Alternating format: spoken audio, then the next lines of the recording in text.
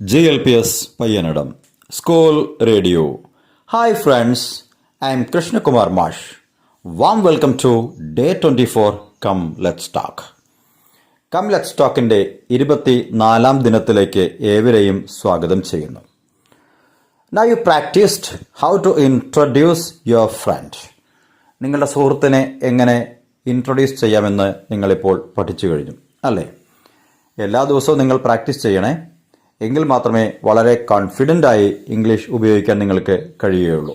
Okay, ഇന്ന് നമുക്ക് മറ്റൊരു ഭാഷാ പ്രയോഗ രീതി പഠിക്കാം. ഓക്കെ, നിങ്ങൾക്ക് ക്ലാസ്സിൽ നിന്ന് ഒരു പേന കിട്ടി. അതിൻ്റെ ഉടമസ്ഥൻ ആരാണെന്ന് അറിയുന്നില്ല. ആരാണെന്ന് എങ്ങനെ അന്വേഷിക്കും?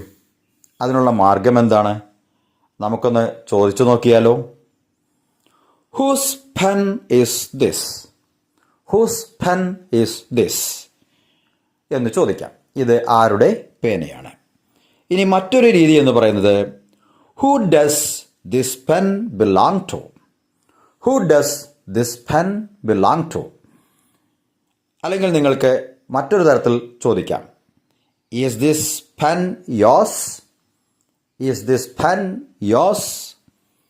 അല്ലെങ്കിൽ വേറൊരു രീതിയിൽ ചോദിക്കാം, Who owns this pen?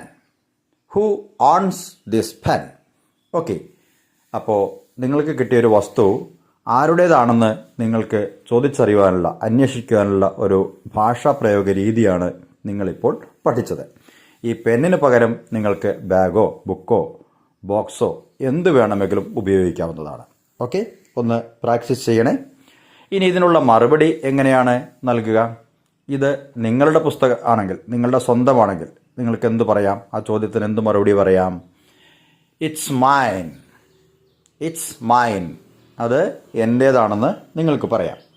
ഇനി അത് വേറൊരാളുടേതാണ്, അത് അവൻ്റേതാണ്, എങ്ങനെ പറയാം? It's his. It's his pen.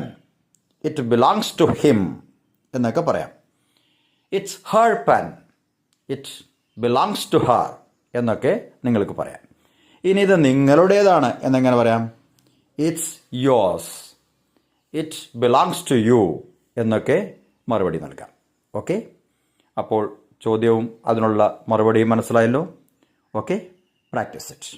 Go ahead. Okay.